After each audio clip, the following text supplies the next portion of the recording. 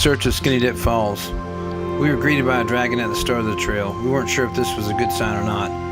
Hell, we weren't even sure if this was Skinny Dip Falls Trail. The trail wasn't bad though. It was dark and rich in colors. It was a series of ups and downs over a muddy floor filled with rocks and wooden steps.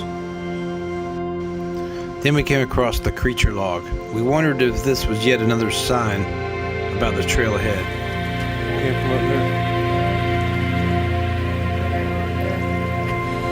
70 degrees. So we came down that. And we're gonna have to go up that now. One thing Amy and I have learned from hiking is that just because we're on a shorter trail, it doesn't mean it will be an easy hike. Some shorter trails have turned out to be more strenuous than the longer trails we've been on.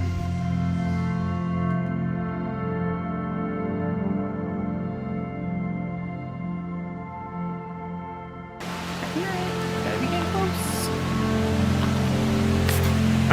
Sorry.